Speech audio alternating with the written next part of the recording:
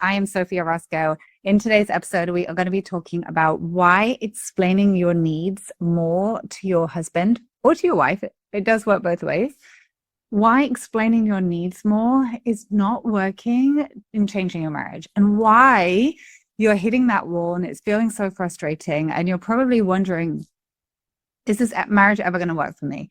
Is he or she ever going to understand what I need? Do I need to end this marriage? Am I ever going to get what I want? And so I'm going to really break down for you why the approach of just explaining your needs one more time or telling them what you need, explaining it every single which way, is just creating more of the problem that you're actually trying to solve. And I'm really going to go into it in a lot of detail. So by the end of this video, I really hope that you're going to understand a better approach to get your needs met. So if we haven't met, I'm Sophie Orozco. I help people turn around their marriages. My specialism is helping people bring back marriages from the brink of divorce, or helping people who have been unhappy for a very, very long time turn things around. And something that I hear all the time, predominantly from women, but sometimes from men, is they are just not meeting my needs. He doesn't understand what I need, and he's not listening.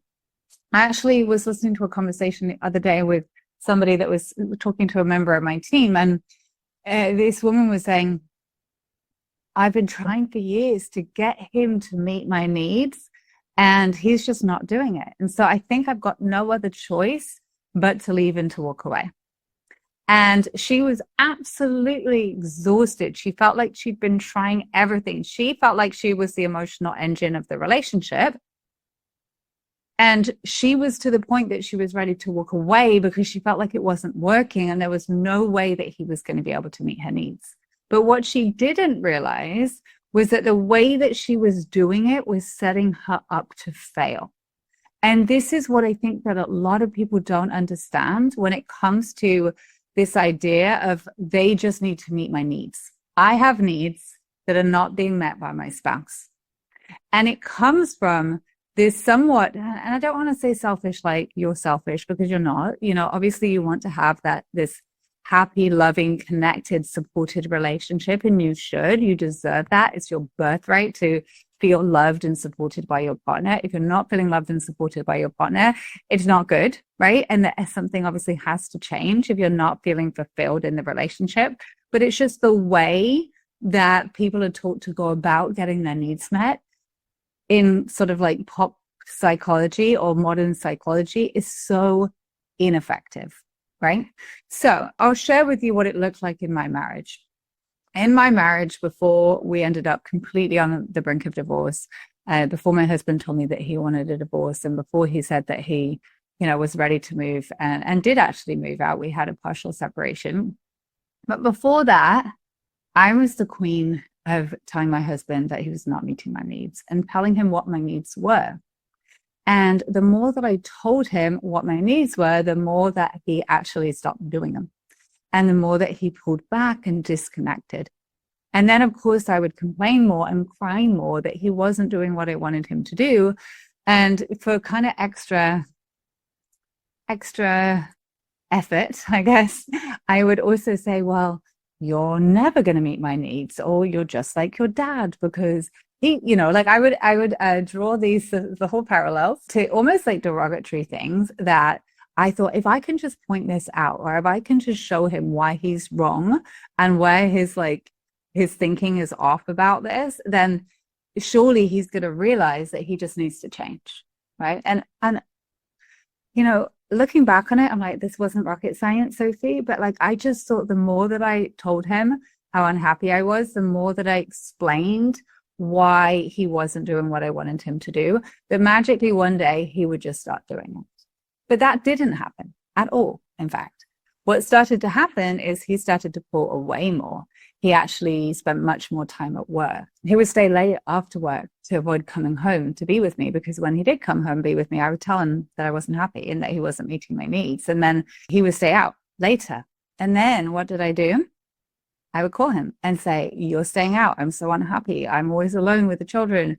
I would complain about him staying out, which I thought, again, it was just going to bring him closer. And it didn't. It pushed him further away and further away. And I complained more. And I said, he wasn't making me happy. I wasn't happy. He needed to do this. He needed to do that. I then suggested that we went to therapy a lot. And he didn't want to, right? And I'll share with you why he didn't want to in a minute. But as you can probably imagine, it was because I would have told him in therapy, this was my idea. If I can just get into a therapist's office, I even thought like if I get a male therapist, then this is better because then the male therapist will be able to talk to him and really get through to him that I'm not happy and he needs to change. But never once in this equation, not until my marriage completely fell apart, never once did I think, am I like going about this in the right way? It didn't actually cross my mind. I just thought if I just keep at it, if I just keep telling him, then he will get it. Or my other choice is to walk away. But I never thought that there was another option. It didn't even occur to me that there was another option. And despite the fact that I have so many years of experience working in psychology, in behavior management, in understanding behavior change, in really helping people to resolve conflict in lots of other settings, I obviously wasn't applying this to my own relationship. And I had this huge blind spot around applying this into my own relationship. And so with this lady who I was listening to a call, because I do listen to a lot of calls that clients and prospective clients will have with my team, or even people who come and talk to me about their relationship. The biggest block, and this, I hear this actually with so many people and so many of my clients too, it's like, I just need to keep telling them what I need, my needs. And it is almost like banging your head against a brick wall. It's so painful. It's so ineffective. It doesn't get you anywhere that you want to go. And it just makes you have a terrible headache. Right. And this is the point where I see people starting to give up and starting to shut down and starting to pull away and wondering if there's any point in having their marriage anymore. When it's actually quite a simple fix. It's not as hard as you think to turn this around. It's simply understanding human behavior and why people are inspired to change. Right. And so it turns out that for years in my personal experience, and if you go back and you listen to my previous podcast episodes where I share sort of what happened in my marriage and the long story of how my relationship broke down over having little children and the stress of life, my husband for years tried to meet my needs, tried to meet my standards, tried to meet my ideas of what I wanted. And I didn't really notice. I didn't see his efforts. I didn't see him trying. Where I really saw things is where he was failing, right? I really saw the things that he wasn't doing. I saw the ways that I felt that he was letting me down. And those became my, I don't want to say fixation, because that sounds like I was thinking about it all the time. I wasn't, but as time went on, as my marriage continued to crumble and break down, yes, I thought about it more and more and more. And the more that I focused on those negative things, like everything, what we focus on increases and expands. So what I was focusing on was getting bigger, all the problems were getting bigger. But leading up to that, my husband had been trying so hard to make me happy. And so when I was telling him, you're not meeting my needs, I thought that it was going to inspire him to move. I thought that surely he's going to hear me and he's going to want to do this for me. But what he was really doing was he was hearing, I'm a failure. Nothing that I do is good enough for her. Even though I'm trying, it's not working. And he started to shut down and he started to pull away and he started to create resentment within himself because he thought, what's the point in trying? Because I've been trying for years and she doesn't care. And this woman's impossible to please, and I had these like incredibly high standards for him. I really struggled to reflect on myself. And it was very, very challenging in that moment. I was very difficult to please. And I had very high standards for who he should be and how he should be.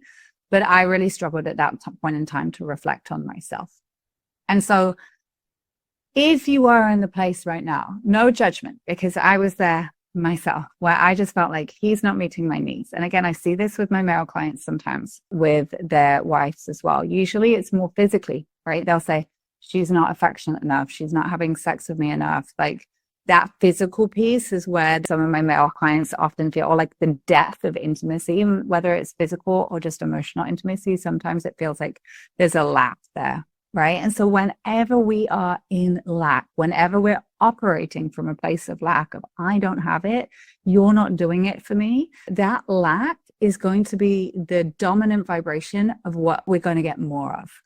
So if you're in a place of lack right now and you're like, he's just not showing up for me, he's just not meeting my needs, he's not meeting my needs, the energy, we're going to talk about energy and then practical stuff, right? So the energy of it is that lack energy, which is only going to produce more lack, right? So focusing on what he's not doing is going to be very repelling energy for him. It's actually going to push him further away. So what most people tend to see is when they've been complaining to their spouse or requesting, that's coming up as complaining to their spouse that they're not meeting their needs, most people are going to notice their spouse actually pull away. Their spouse is going to start to withdraw. Maybe you're noticing they're spending more time at work, they're spending more time with their friends, they're kind of avoiding you, or they're shutting down emotionally. That's because they feel like they're not good enough when they're in your presence. And that is going to make people withdraw. It's repelling, right? So when you think about energy, if you think about two magnets, you're either attracting somebody to you with attraction energy, with magnetic energy, or you're repelling somebody away from you. So if you were saying to your spouse all the time, you're not meeting my needs, you're not meeting my needs, instead of them being like, okay, honey, how can I do more for you? Which might have happened at one point. It tends to have happened at one point, and then it didn't work, so they give up. But you're actually going to be pushing them away. So you're going to see them shutting down, pulling back more, because they're feeling, when they're around you, they're feeling criticized, right? So I believe it was Maya Angelou that said, people don't remember what you say, they remember how you made them feel. And so when we get married, sometimes we think, I can just say what the heck I want. They should want to be around me because they're my spouse. But it doesn't work like that. Even if you have a legal agreement, if you signed that document and says we're married, it doesn't mean that your spouse is automatically going to want to be around you, because energy and behavior works across the board, whether you have a marriage certificate or not. So the more that you criticize and the more that you say that you're unhappy, that they're not meeting your needs, naturally speaking, that other person's going to start to be repelled away from you, right? And so what we all want is people to want to do things for us rather than they feel like they have to, or we're not going to be happy, right? Because what tends to happen is if a spouse feels like they've been told to do something, oh, if I don't do this, I'm going to get in trouble, right? It might work for a little bit, but that sort of motivation is never going to last long. The best thing, and what we all truly want, is when someone is like, I want to do this for you. I want to be around you. I want to make you happy. I want to make your needs. And that's never going to come from that lack of complaining energy. That's going to come from magnetic energy. That's going to come from inspirational energy. That's going to come from you being able to inspire them to step up, which actually is not the same as complaining, obviously, to get your needs met, right? And so learning how, I'm going to give you some practical tools to take away, learning how to do this. Number one, figure out what you want. Most of us, myself included from back in the day, I knew what I didn't want. All day, all night, could tell you what I didn't want from my husband. I don't like this. I don't like that. I don't like this. I don't like that. He doesn't do this. He doesn't do that. He doesn't do this, right? I could tell you that till the cows came home, but really struggled to tell you actually what I did want. Very, very hard for me, right? So spoiler alert, if you don't know what you want, your spouse is not going to know it either, right? So first, you really get clear. What do I want? What do I want? What do I really want, right? What is that need? And is that need, and I've talked about it in a YouTube video as well, is that need something that has to be met from my husband or my wife? Or is that something that can be met outside of the relationship too, right? And that's obviously probably not physical needs, sexual needs, right? But when we talk about like emotional needs, Our spouse is actually not meant to meet every single one of our needs. It's not their job. It's not their responsibility. That's why we have friends. That's why we have family. That's why we have community. That's why we have, careers. Our spouse is not meant to meet every single intellectual, social, every need that we have, right? So the first thing, check in, like, is this really a need that they can only fill? Like, that's a real marriage need. If it is, amazing, great. Ask for it in a way that allows your spouse to step up, right? Something like, I would love to go out to dinner with you. It would be so nice to go out to dinner. It would be so fun. I would love it so much, right? I would like to try the new Mexican restaurant down the road. So being very clear, that is so much more effective than saying, you never take me out to dinner. We never go out on dates, right? I would say that all the time. We never go out on dates. We never go out on dates. And then I would just book a restaurant and say, we're going out. And I would just be so grumpy about it the whole time. We would have nothing to say when we went out, and we would be home in like 30 minutes. So that was like the way that I used to go around that. But when you can come at it from a place of excitement, when you can come at it from a place of like, I'm already happy. I'm already good. I would just love to do this thing with you. This thing would make me so happy. I would love to, whatever, right? Like really coming at it from a place where your energy is positive, your energy is powerful. And really, when they do it, or when you guys do it together, let them know how much you appreciate it. Let them know how much you enjoyed it, right? And really allow yourself to be full from that experience rather than going straight to the next problem. And then, but he's not doing this. He gave me this, but he's not doing this. He gave me this, but he's not doing this. I was talking to a couple the other day, clients that I was working with. And one of them really, a female client, really wanted her husband to take her out on dates. But she didn't ever suggest, oh, I'd like to go there, I'd like to go there. She says, surprise me, make me happy. And then he would pick somewhere and she didn't like it all the time, over and over. And so he was just like, well, I don't know what to do. I'm trying to take you somewhere, but you don't like it.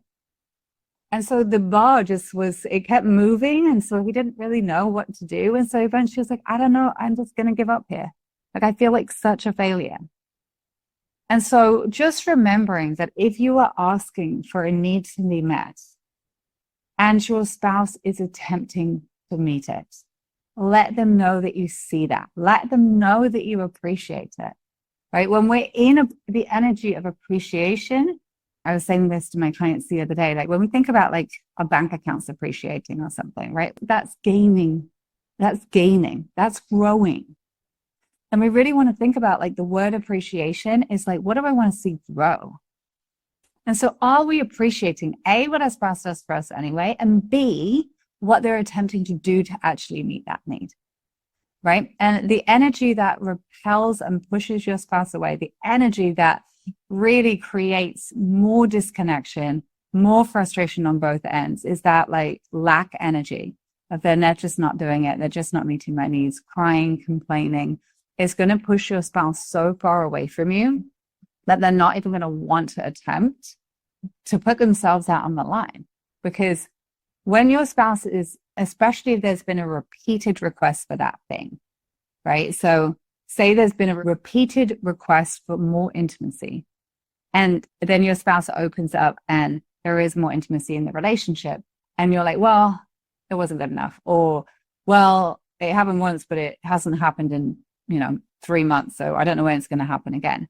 Then that is instantly going to shut your spouse off from wanting to try it again, wanting to be open again, because there's a vulnerability that comes from putting yourself on the line and putting yourself out there to meet that need. So just really creating safety as well for your spouse to step up and to have an opportunity to make you happy and letting them know, giving them a roadmap for what is actually going to make you happy. Okay, so to recap on what we've talked about here today, getting your needs met. Never going to work by complaining, crying, criticizing, comparing them to their mom or their dad or whatever, right? Like, never going to work that way. Logically, it makes sense that it's never going to work that way, but it's a go-to that a lot of people try to do. If I just tell them more, if I just tell her more, if I just complain more, if I just explain it from a different angle, maybe she'll understand. No, that doesn't work. And the most important thing and the most effective thing is to be able to inspire your spouse to step up, right? That is you becoming the most magnetic, the most effervescent, the most joyful, happy version of yourself, and inspiring them to come along and make you happier, inspiring them to take you out, inspiring them, right? That inspirational energy is so important. And I always say with this, my needs thing, really looking at like, where am I so self-focused? And I'm not saying that having needs is selfish. It's not, right? We all have these needs that we want an amazing relationship, but just being mindful of like, where am I just going into this relationship so solely focused on me? Me. And have I stopped to think about, what about my spouse? I wonder if their needs are being met. Maybe I could ask them, hey, do you feel fully nourished in this relationship? Is there anything that I could do for you? Wow, right? Like if we present it in that way, then it's a lot more powerful than just like, you're not making me happy, I'm not happy, you need to do more, right? Remembering that that energy of lack is always going to create more lack within us. So thank you so much for listening. If you're interested in working with me or my team, you can go ahead and check out the resources below.